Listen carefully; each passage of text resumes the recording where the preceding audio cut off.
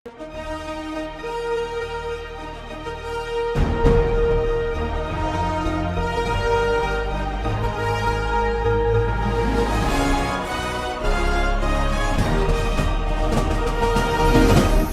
பார்த்து கொண்டிருப்பது உங்கள் ஜாஷ்வா டிவி. சகல ஜனங்களுக்கும் நற்செய்தி.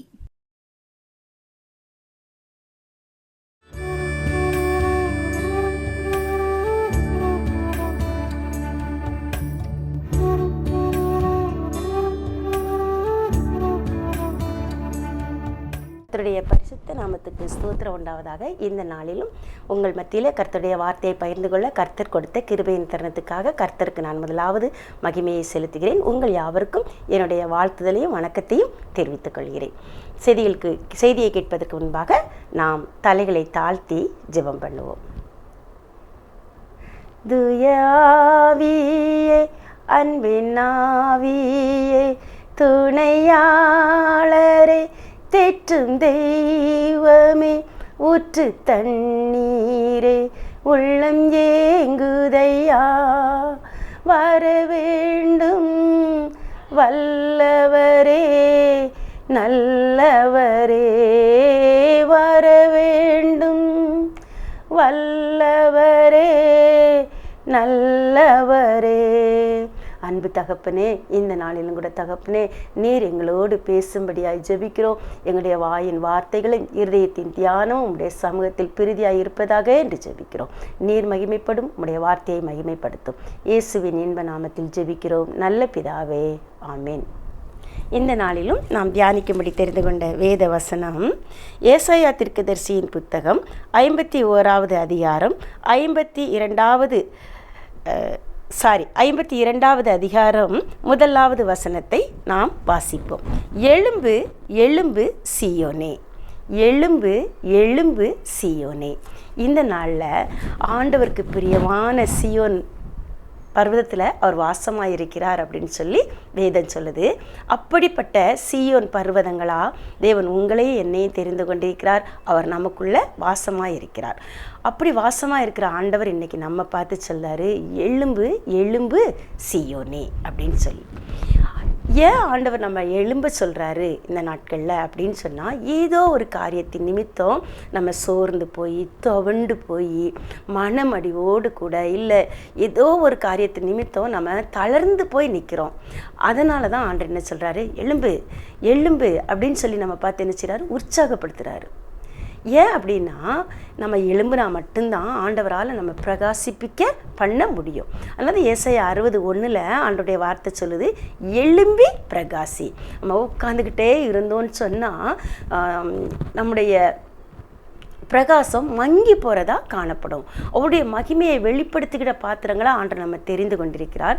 ஆனால் நாம் அவருடைய மகிமையை நமக்குள்ளே மூடி வைக்கிற பாத்திரங்களாக உட்கார்ந்துக்கிட்டு இருக்கோம் அப்படின்னு சொல்லி ஆவியானவர் இந்த நாட்களில் நமக்கு உணர்த்துகிறபடினால தான் எழும்பு எழும்பு அப்படின்னு சொல்லி நம்மளை என்ன செய்கிறாரு, உற்சாகப்படுத்துகிறார். ஏதோ ஒரு காரியத்தின் நிமித்தம் தொடர்ந்து உட்கார்ந்துருக்கிற இன்னைக்கு உங்களை பார்த்து என்னை பார்த்து ஆண்டவருடைய வார்த்தை கடந்து வருது, எழும்பு எழும்பு அப்படின்னு சொல்லி பாருங்க. அதே பகுதி ஏசாயா 51 அதிகாரத்தில் 9வது வசனம் சொல்லுது, எழும்பு எழும்பு பலன் கொள் அப்படின்னு சொல்லுது. அப்போது நம்ம எழும்புனா மட்டும்தான் நம்ம பலன் கொள்ள முடியும். எழும்புனா மட்டும்தான் நமக்குள்ள என்ன நம்ம உட்காந்துக்கிட்டே இருந்தோன்னா சோம்பேறித்தனமும் துக்கமும் மன இடரலும் நமக்கு என்ன செஞ்சுக்கிட்டே இருக்கும், வந்துக்கிட்டே இருக்கும். ஸோ அந்த துக்கத்தை மன இடரலை இன்னும் பலவிதமான காரியங்களை உதறி தள்ளி நம்ம எழும்பணும்னு சொல்லி ஆவியானவர் இந்த நாளில் நம்ம உற்சாகப்படுத்துகிறார். அது எப்படி சொல்கிறாரு பாருங்க, முந்தின நாட்களிலும் பூர்வ தலைமுறைகளிலும் எழும்பினபடி நீ எழும்பு. இதுக்கு முன்னால் நீ நல்லா ஓடிக்கிட்டு இருந்த, ஓட்டத்தை தடை பண்ணது யாரு எது, அந்த காரியத்தை நீ தூர தள்ளி எழும்புன்னு சொல்லி ஆண்டவர் என்ன செய்கிறாரு, உற்சாகப்படுத்துகிறாரு. அதுக்கடுத்தாலும் சொல்றாரு, நம்ம செய்த செயல்களை நினைவு கூர்ந்து ராகாபை துண்டித்ததும் வலு சிற்பத்தை வதைத்ததும் நீதான் அல்லவோ, மகா ஆழத்தின் தண்ணீர்களாகிய சமுத்திரத்தை வற்றி போக பண்ணினதும் மீட்கப்பட்டவர்கள் கடந்து போக கடலின் பள்ளங்களை வழியாக்கினதும் நீதான் அல்லவோ அப்படின்னு சொல்லாரு. அப்போ இந்த இப்படிப்பட்ட அற்புதமான வல்லமையான காரியங்களெல்லாம் நாம செய்யலை, நம்மோடு கூட இருந்த கர்த்தரின் புயம் செய்ததுன்னு சொல்லி தான் ஆண்டு சொல்றாரு, கர்த்தரின் புயமே நீ எழும்பு அப்படின்னு சொல்றாரு. அப்போது சீயோனை எழும்ப சொல்கிற தகப்பன் சீயோனாகிய என்ன எப்படி பார்க்குற? அவர் கர்த்தருடைய புயமாக கர்த்தருடைய கரமாக தான் உங்களை என்னையும் ஆண்டவர் என்ன செய்கிறாரு பார்க்குறாரு. அவருடைய கரமாக என்ன செய்கிறாரு பார்க்குறாரு. ஆனால் இந்த நாட்களில் நாம் என்ன செஞ்சோம்? கர்த்தருடைய கரம் குறுகி போயிட்டோம் அப்படின்னு சொல்லி கைகளை கட்டி கொண்டு ஒன்று செய்ய இயலாதவர்களாக உட்கார்ந்துருக்கிறத பார்த்து ஆண்டவருடைய மனம் வேதனைப்படுகிறது. ஸோ அவர் என்ன செய்யறார்? நம்மளுடைய என் பிள்ளை இப்படி உட்கார்ந்துருக்கக்கூடாது, என் பிள்ளை எனக்காக பெரிய காரியங்களை செய்ய உருவாக்கப்பட்டவா, என்னுடைய தெய்வீக நோக்கத்தை நிறைவேற்றுவதற்காக உருவாக்கப்பட்ட பாத்திரம், அந்த பாத்திரம் சும்மா இருக்க நான் விட மாட்டேன், மீண்டும் உற்சாகப்படுத்துவேன், மீண்டும் எழுப்பி நிறுத்துவேன்னு சொல்லி இந்த நாட்களில் ஆண்டுடைய கிருபை ஆண்டுடைய அன்பு நம்மை தேடி வந்து உற்சாகப்படுத்துகிறது. ஸோ நாம் இந்த நாளில் என்ன செய்ய போகிறோம்?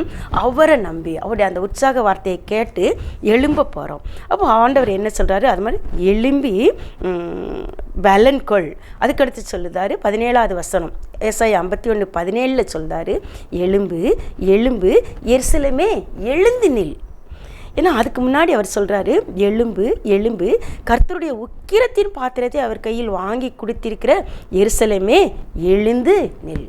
ஒருவேளை ஆண்டவரே சில காரியங்களை நம்ம வாழ்க்கையில் அனுமதிச்சு அவருடைய உக்கிரத்தை அவருடைய தத்தளிப்பை ஒருவேளை தேவனுடைய பிள்ளைகள் தேவனுடைய நோக்கத்திற்காக தெரிந்து கொள்ளப்பட்ட பிள்ளைகள் விதத்துலலாம் பார்த்தோம்னா தீர்க்கதரிசிகளை ஆண்டவர் என்ன செய்வார்னா அவருடைய பாரத்தை அவருடைய வேதனையை அவங்க மூலம் என்ன செய்வார்? வெளிப்படுத்துவார்.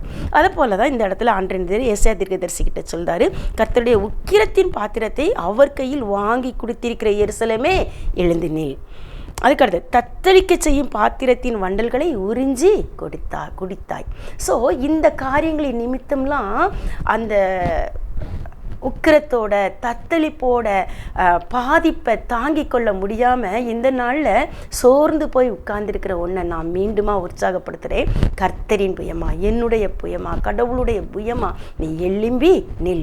இதுக்கு முன்னால் நீ எப்படிப்பட்ட மேன்மையான காரியங்கள் எல்லாம் மகிமையான காரியங்கள் எல்லாம் ஆண்டுடைய திட்டங்கள் எல்லாம் உன் மூலம் நிறைவேறி உன் மூலம் கர்த்தருடைய நாமம் மகிமைப்பட்டதோ, எப்படி உன்னில் நான் மகிமைப்பட்டேனோ அதே போல் தொடர்ந்து மகிமைப்பட உன்னுடைய மகிமையை வெளிப்படுத்தக்கூடிய கிருபையின் பாத்திரமா நான் உன்னை தெரிந்து கொண்டிருக்கிறேன், அதனால நீ எழும்புன்னு சொல்லி நம்ம உற்சாகப்படுத்துறாரு. ஸோ இப்போ நம்ம என்ன செய்யணும்?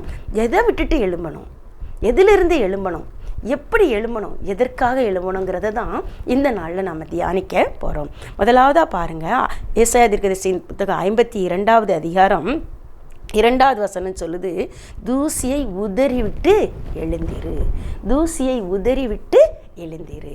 ஒருவேளை இன்னைக்கு பலவிதமான தூசிகள், கவலைங்கிற தூசியாக இருக்கலாம், கஷ்டங்கிற தூசியாக இருக்கலாம், மனவேதனைங்கிற தூசியாக இருக்கலாம், ஒருவேளை பலவிதமான நிந்தைகள்ங்கிற தூசியாக இருக்கலாம், சோதனைகள்ங்கிற தூசியாக இருக்கலாம், எதிர்கொள்ளக்கூடிய எதிர்பாராத நிகழ்வுகள் நிமித்தம் வந்த ஒரு தூசி போன்ற பலவிதமான காரியங்கள் நம்மை சூழ்ந்து நம்முடைய அனலை நம்ம மேலே இல்லாதபடிக்கு மூடி போட்டிருக்கு.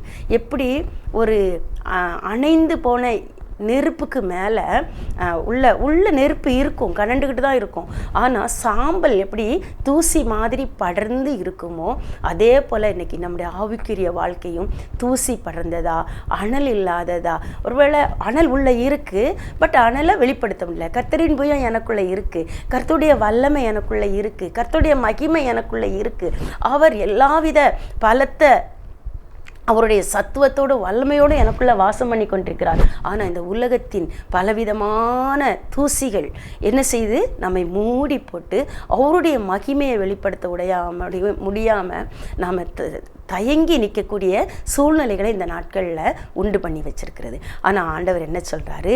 நீ என்ன செய்ய, அந்த தூசியை உதறிட்டு எலும்பு, அப்போ தான் நான் உன்னை பிரகாசிக்க பண்ண முடியும், உனக்குள்ளே இருக்கிற அந்த மகிமை அக்கினி பிரகாசமாக வெளிப்படுத்த முடியும்னு சொல்லி ஆண்டவர் இந்த நாளில் நம்மோடு என்ன செய்கிறாரு?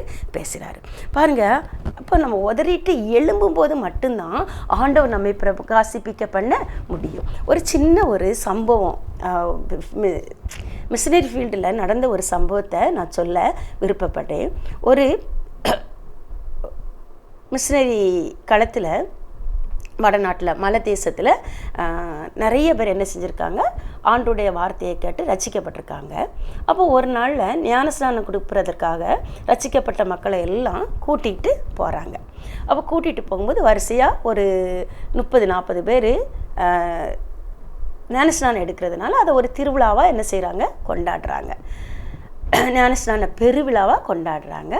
அங்கே ஞானஸ்நானம் கொடுக்க ஒரு முக்கியமான ஊழிய தலைவர் போயிருக்காங்க. ஒவ்வொருத்தருக்காக ஞானஸ்நானம் கொடுக்கும்போது ஞானஸ்நானம் கொடுக்க முன்னே அவங்கக்கிட்ட என்ன செய்கிறாங்க, ஒரு அந்த பாவ மன்னிப்பின் நிச்சயம் அவங்களுக்கு வேணும் அப்படிங்கிறதுனால சில காரியங்களை சில கேள்விகளை கேட்காங்க. அப்போ ஒரு சகோதரன்ட்ட நீ பாவ மன்னிப்பின் நிச்சயத்தை பெற்றிருக்கையா அப்படின்னு சொல்லி கேட்கும்போது அவர் கொஞ்சம் யோசிக்கிறார். அப்போ என்ன அப்படின்னு சொல்லும்போது, ஐயா நான் எல்லா விதத்திலும் நல்லவனாக தான் ஜீவிக்க முயற்சி பண்ணியிருக்கேன், ஆண்டுடைய கிருபையினால் என்னுடைய காரியங்களை எல்லாம் நான் செய்தேன், ஆனால் ஒரே ஒரு சின்ன ஒரு நெருடல் என் மனசில் இருக்குது அப்படின்னு சொல்லும்போது, என்னங்கும்போது என்னோடய தொழில் சாராயம் காய்ச்சுற தொழில். ஸோ அந்த தொழிலை என்னால் அது என்னோடய பிழைப்புக்கு அதுதான் என்னோடய தொழிலாக இருக்குது. ஸோ அந்த பிழைப்புக்குரிய அந்த தொழிலை எப்படி விட்டு வெளியே வரேன்னு எனக்கு தெரியலை, ஆனால் அது ஒரு ஓரத்தில் ஒரு உறுத்தலாக எனக்கு இருக்குது அப்படின்னு அவர் சொல்லும்போது, அப்போ அந்த ஊழியக்காரருக்கு என்ன பண்ணேன்னு தெரியலையா.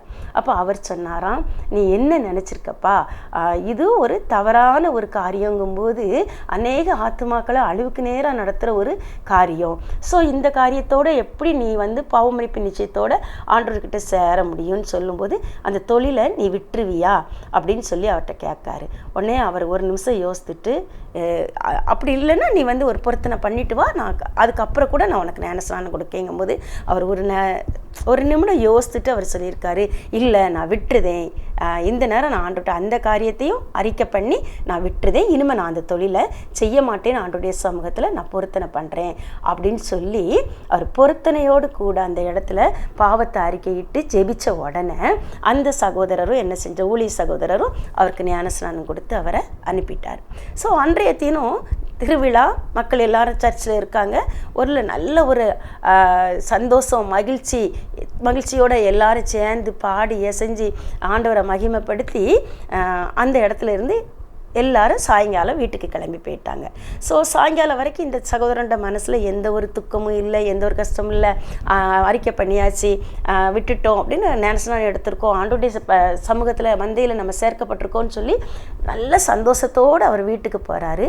வீட்டில் போய் எல்லாரும் ரெஸ்ட் எடுத்து கீழே படுக்கும்போது தான் அவருக்கு ஒரு எண்ணம் வந்துச்சு, ஐயோ எனக்கு வேறு தொழிலும் இல்லையே, பழைய தொழிலையும் நான் விட்டுட்டு வந்துட்டேன், நல்ல இடத்துல ஒரு வேலை பார்த்துக்கிட்டு இருந்தேன், அதுவும் ஒரு சூழ்நிலையினால் விட்டுட்டு வரக்கூடிய சூழ்நிலை ஆகிட்டு, இந்த நாளில் நான் பார்த்துக்கிட்டு இருக்க தொழிலையும் விடுவேன்னு நான் பொருத்தனை பண்ணிட்டேன், ஆனால் நாளை காலையில் நான் என்ன செய்வேன், என்னுடைய வருமானத்துக்கு என்ன செய்வேன், என் குடும்பத்தோட தேவைக்கு நான் என்ன செய்வேன்னு சொல்லி அவருக்குள்ள பலவிதமான ஒரு போராட்டம் என்ன செய்ய ஆரம்பிச்சுது, சூழ ஆரம்பிச்சுது.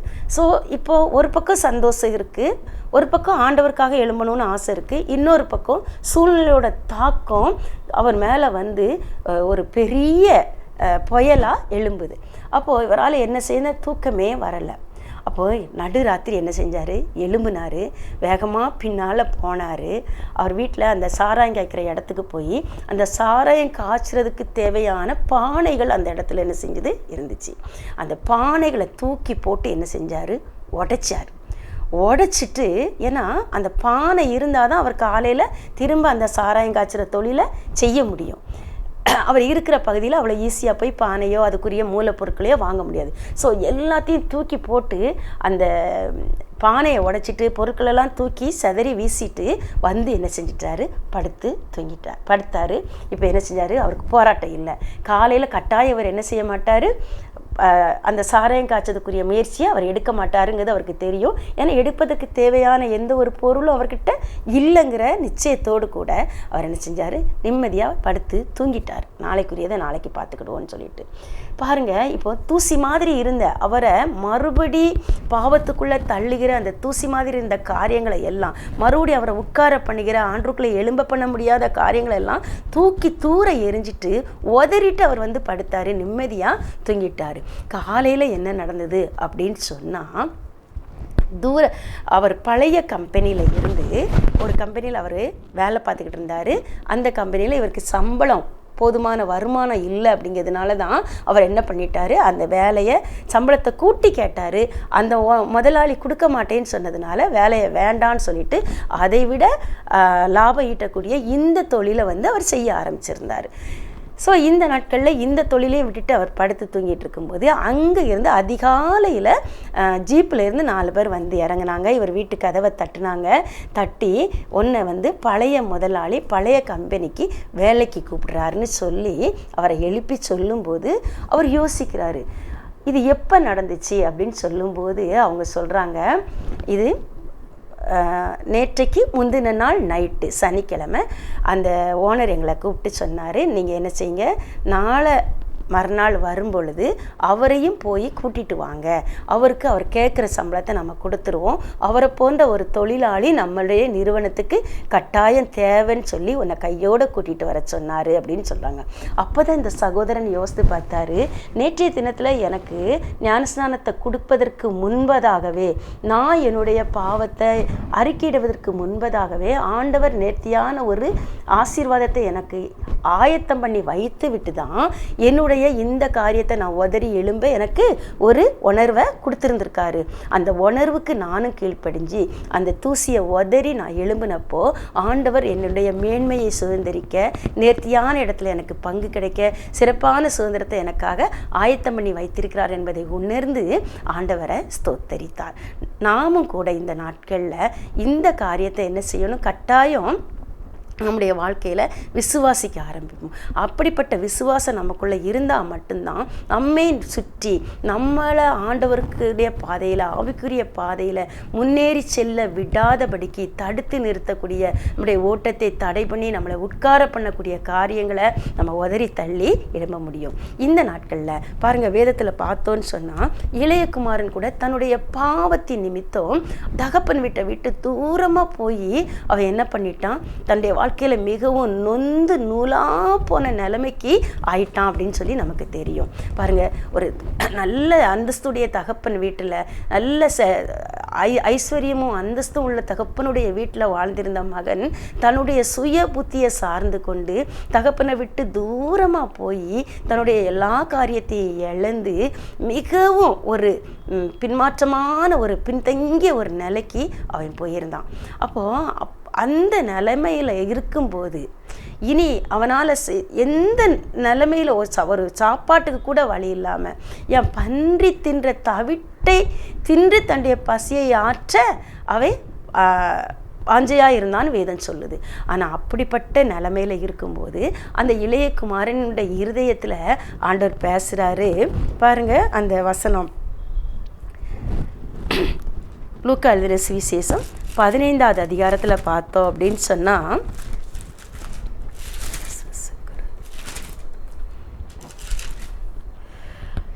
அவனுக்கு புத்தி தெளிந்த போதுன்னு இருக்கு. அவனோட நிலைமை எப்படி இருந்தது, அவனுக்கு பசியாயிட்டு அப்பொழுது பன்றிகள் தின்கிற தவிட்டினாலே தன் வயிற்றை நிரப்ப ஆசையாக இருந்தான், ஒருவனும் அதை அவனுக்கு கொடுக்கவில்லை. பாருங்க, அவனோட பசிக்கு தேவையான உணவு கூட அவன் நினச்ச நேரம் அவனுக்கு என்ன செய்யலை, கிடைக்கல. ஸோ சரி, இந்த அந்த அருவறுக்கக்கூடிய ஆகாதுன்னு தள்ளப்பட்ட அந்த உணவு, பன்றிக்கு நியமித்திருந்த உணவை எடுத்து தன்னுடைய வயிற்றை நிற்பாது, அது கூட அவனுக்கு என்ன செய்யலையாம், கிடைக்கலாம். அந்த நேரத்தில் தான் அவனுடைய புத்தி தெளிந்தது. பாருங்க, எப்பேற்பட்ட ஒரு தூசி, அந்த பாவங்கிற காரியம் அவனை எப்பேற்பட்ட ஒரு குப்பைகள் நிறைந்த இடத்துக்குள்ள அவனை தள்ளிச்சு அப்படிங்கிறத நம்ம பார்க்கோம். ஆனால் ஆண்டவர் என்ன சொல்றாரு, அந்த குப்பையமான காரியங்களை உதறி நீ என்ன செய்யணும், எழும்பணும் அப்படின்னு சொல்லி சொல்றாரு. அவர் அவங்க பாருங்க, அவனுக்கு புத்தி தெளிந்த போது அவன், என் தகப்பனுடைய கூலிக்காரர் எத்தனையோ பேருக்கு பூர்த்தியான சாப்பாடு இருக்கிறது, நானோ பசியினால் சாகிறேன், நான் எழுந்து என் தகப்பனிடத்தில் போய். பாருங்க, இப்போ அவங்க மனசுக்குள்ள அவன் யோசிக்கான், ஆண்டவரே நான் செஞ்சது தப்பு, என் தகப்பனுக்கு விரோதமாக, நான் உமக்கு விரோதமாகவும் என் தகப்பனுக்கு விரோதமாகவும் நான் பாவம் செஞ்சேன் அப்படின்னு சொல்லி அவன் மனசில் உணர்ந்து தகப்பன்கிட்ட போய் சொல்வேன், நான் உமக்கு விரோதமாகவும் பரத்துக்கு விரோதமாகவும் பாவம் செய்தேன், நான் அறிக்கையிடுவேன்னு சொல்லி தன்னுடைய மனசில் நினச்சிக்கிட்டு அவன் என்ன செஞ்சான், எழும்பினான். எழும்பின பிறகு நடந்த காரியங்கள் நமக்கு தெரியும். அவன் எழும்புனா, தகப்பன்கிட்ட வந்தான். அவனுக்காகவே தகப்பன் காத்துக்கிட்டு இருந்தது அவனுக்கு தெரியாது. என் தகப்பன் என்னை சேர்த்துக்கொள்வாரோ மாட்டாரோ அப்படிங்க சந்தேகத்தில் தான் வந்தான். ஆனால் தகப்பனுடைய கரம் அவனை ஓடி போய் ஆற்றி தேற்றி அரவணைத்து அவனை மீண்டுமா தன்னுடைய சொந்த பிள்ளைக்கு முதல்ல அவனுக்கு எந்த அந்தஸ்துனோ அதே அந்தஸ்தை கூட்டி கொடுத்து மிகவும் சந்தோஷப்பட்டு அவனை அலங்கரித்து அழகு பார்த்த ஒரு அன்பு தகப்பனாக இருந்தார். அதே ஆண்டவருடைய தகப்பனோட அன்போட நம்முடைய ஆண்டவருடைய சத்தமும் நம்மளை தேடி வருது. நீ எழும்பு, நீ இருக்கிற இந்த இடத்த விட்டு எழும்பு. இந்த ஒருவேளை நீ என்ன செஞ்சுருக்கலாம், மீறி தவறுதலாக என்ன செஞ்சுருக்கலாம், எத்தனையோ காரியங்களை விட்டு என்னை விட்டு தூரம் போயிருக்கலாம். தூரம் போன நீ இன்னைக்கு குப்பையில் கிடக்கிற ஒன்றை நான் எடுத்து கோபுரத்தில் வச்சு மீண்டுமா அழகு பார்க்க ஆயத்தமாக இருக்கிறேன், நீ எழும்பு அப்படின்னு சொல்லி நம்மளை என்ன செய்கிறாரு, உற்சாகப்படுத்துகிறாரு. அன்று இளையகுமாரன் தன் தகப்பனுடைய வீட்டின் ஆசீர்வாதங்களை நினைச்சு பார்த்து பாருங்க, என் தகப்பன் வீட்டில் வேலைக்காரருக்கு கூலிக்காரருக்கு கூட பூர்த்தியான சாப்பாடு உண்டு, நானோ பசியினால் சாகிறேனே. இந்த நாளில் ஒருவேளை நீங்கள் எந்த விதமான பசியினால் நொந்து நூலாக போய்கிட்டு இருக்கீங்களோ தெரியாது, எந்த எதிர்பார்ப்பில் அது கிடைக்காம தவிச்சுக்கிட்டு இருக்கீங்கன்னு தெரியாது, எந்த தேவைக்காக அங்கலாய்த்து கொண்டிருக்கீங்கன்னு தெரியாது. ஆனால் ஆண்டவர் சொல்றாரு, எல்லாம் என் தகப்பனுடைய வீட்டில் தகப்பனுடைய சமூகத்தில் எல்லாம் நேர்த்தியாக பூர்த்தியாக கூலிக்காரருக்கு கூட இருக்குது. நீ என்னை ஏற்றுக்கொண்ட என்னுடைய பிள்ளை உனக்கு நான் தராமல் யாருக்கு செய்ய போகிறேன், எழும்பி நீ என்ன செய், திரும்பவுமா என்னுடைய சமூகத்துக்கு ஓடிவான்னு சொல்லி ஆண்டவருடைய கரம் நம்ம அழைக்குது. ஸோ இந்த நாளில் ஆண்டவரை நோக்கி பார்த்து நாம் என்ன செய்ய போகிறோம், அவருடைய சமூகத்துக்கு ஓடி வர போகிறோம். ஓடி வந்தோம்னு சொன்ன அப்புறம் அந்த தகப்பன் வீட்டை நினச்சி பார்த்து இளையகுமாரன் எழும்புனது போல நாமும் இன்னைக்கு ஆண்டவரே, தகப்பனே, தந்தையே, என் தலையை நிமிர செய்கிறவரேன்னு சொல்லி அவரை துதித்து பாடி அவரை தேடி வருவோம். அவருடைய அன்பின் கரம் நம்ம ஆற்றி தேற்றி அரவணைத்து மீண்டுமாய் நம்ம என்ன செய்து நம்முடைய தலையை நிமிர்ந்து நடக்க பண்ணுகிற கரமாக இருக்குது. அவருடைய புயத்தை நம்ம மூலம் வெளிப்படுத்தக்கூடிய கரமாக இருக்கிறது. அதை நம்ம விசுவாசத்தோடு நம்ம சுதந்திரிப்போம். இன்னும் அடுத்தால பார்த்தோம் அப்படின்னு சொன்னால் பாருங்க, சிலருடைய வீட்டில் என்ன காரியம் நடக்கும் அப்படின்னு சொன்னால், ஆதியாகமத்தின் புத்தகம் 13ஆம் அதிகாரத்தில் நம்ம ஒரு காரியத்தை குறித்து பார்க்கோம். அந்த ஆபிரகாமும் லோத்துவும், ஆபிரகாமுக்கு குழந்தைகள் இல்லைன்னு தெரியும் நமக்கு. ஸோ அவன் ஆண்டவருடைய சொந்த தேசத்தை விட்டு புறப்படுன்னு சொல்லும்போது தன்னுடைய சகோதரனுடைய மகனை தன்னோடு கூட கூட்டிகிட்டு வராரு. தான் பிள்ளைய போல என்ன செய்கிறாரு, அந்த சகோதரனுடைய மகனை வளர்த்து கொண்டு வராரு. அப்படி வளர்த்து கொண்டு இருக்கும்போது அவங்க வளர்ந்து வரும்போது கடவுள் அவங்கள ஆசீர்வதிக்கிறாரு. தேசத்தில் சம்பத்து பெருகுது. அவங்க ஒருமித்து வாசம் பண்ணக்கூடாத அளவுக்கு காரியங்கள் காணப்படுது. இப்போது அந்த இடத்துல ஒரு டெசிஷன் எடுக்க வேண்டிய நிர்பந்தம் ஆபிரகாமுக்கு இருக்குது. ஆபிரகாம் லோத்துவை கூப்பிட்டு சொல்கிறாரு, ஐயா, நம்ம எல்லாரும் சகோதரர்கள். நம்ம ஒருவேளை நம்ம ஊரில் சொல்ல போகிற மாதிரி பார்த்தா நம்மலாம் சொக்காரங்க, ஒற்றுமையாக இருக்கணும். நாம் என்ன செஞ்சுட்டு இருக்கக்கூடாது, ஒருத்தரோட ஒருத்தர் வாக்குவாதமோ சண்டையோ செய்து கொண்டு இருக்குந்தா அது நல்லா இருக்காதுன்னு சொல்லி கூப்பிட்டு என்ன சொல்கிறாரு, உனக்கு பிரியமான இடத்துல நீ இருந்துக்கோ, எனக்கு பிரியமான நான் ஒரு இடத்துல இன்னொரு இடத்துல நான் இருந்துக்கிடுதே. ஸோ நம்ம ரெண்டு பேரும் சண்டை இல்லாமல் நம்முடைய சொத்துக்களை என்ன செஞ்சுக்கிடுவோம், பாகம் பிரிச்சுக்கிடுவோம்னு சொல்லி கேட்குறாரு. அப்போ ஆபிரகாம் பெருந்தன்மையோடு சொல்கிறாரு, நீ வலதுபுறம் போனால் நான் இடதுபுறம் போகிறேன், நீ இடதுபுறம் போனால் நான் வலதுபுறம் போகிறேன்னு சொல்லி. ஆனால் இந்த இடத்துல லோத்து என்ன செய்கிறாரு, ஆபிரகாமோட பெருந்தன்மையை மிஸ்யூஸ் பண்ணிட்டு என்ன சொல்கிறாரு அப்படின்னு சொன்னால், அவர் கண் ஏறிட்டு பார்க்குற அந்த யோர்தானை ஏறிட்டு பார்க்குறாரு. யோர்தானோட சமபூமி முழுவதும் செழிப்பான தேசமாக எகிப்தை போலவும் ஏதேனை போலவும் இருந்ததுன்னு சொல்லப்பட்டிருக்கு. ஸோ அந்த செழிப்பான பூமி எனக்கு வேணும்னு சொல்லி அவர்கிட்ட அவர் கேட்ட உடனே ஆபிரகாமும் சொன்ன வாக்கின்படி அதை அவருக்கு என்ன செஞ்சிருந்தாரு, கொடுத்துட்றாரு. கொடுத்த பிறகு பார்த்தோன்னு சொன்னால், அந்த ஆதியாகமம் 13ஆவது அதிகாரத்தில் ஆவியானவரை ஆபிரகாம்கிட்ட பேசுகிறாரு கர்த்தர். 14ஆவது வசனம், ஆதியாகமம் 13ஆம் அதிகாரம் 14ஆவது வசனம், லோத்து ஆபிராமை விட்டு பிரிந்த பின்பு கர்த்தர் ஆபிராமை நோக்கி அப்படின்னு இருக்கு. பாருங்க. அப்போது இங்கே ஒரு பாகப்பிரிவினை நடந்துருச்சு. பாகப்பிரிவினையில் ஆபிரகாம் இந்த மாதிரி என்ன செஞ்சிருப்பாருல, தான் வளர்த்த பிள்ளை தானே, தன்னை போல தான் இருக்கும்னு நினச்சிட்டு ஒருவேளை அவர் கூப்பிட்டு கேட்டிருக்கலாம். உன்னோட விருப்பம் என்னன்னு அவர் கேட்கும்போது அவர் உம்முடைய விருப்பத்தின்படி எனக்கு செய்யுங்கன்னு அவர் கேட்கல.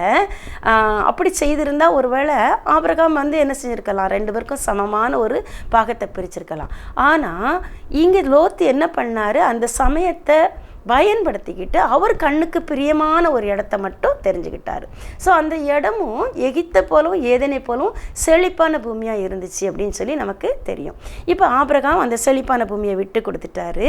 ஸோ இந்த சூழ்நிலையில் எதிர்பாராத ஒரு நிகழ்வுன்னு கூட இந்த இடத்த நம்ம என்ன செஞ்சுக்கலாம், வச்சுக்கலாம். ஒருவேளை இதை ஆபிரகாம் எதிர்பார்த்தாரோ இல்லையா, ஆபிரகாமுடைய குடும்பமோ ஆபிரகாமுடைய வேலைக்காரரோ ஆபிரகாமுடைய நலன் விரும்பிகளோ என்ன செஞ்சிருக்க மாட்டாங்க, எதிர்பார்த்திருக்க மாட்டாங்க. ஏன்னா மொத்த செழிப்பான இடமும் மொத்த நேர்த்தியான இடமும் லோத்துக்கு போயிடுச்சு அப்படின்னு சொல்லி இருக்கும்போது அந்த இடத்துல ஒரு சோர்வு, ஒரு குழப்பம், ஒரு கலக்கம் கட்டாயம் அந்த இடத்துல வந்திருக்கும்.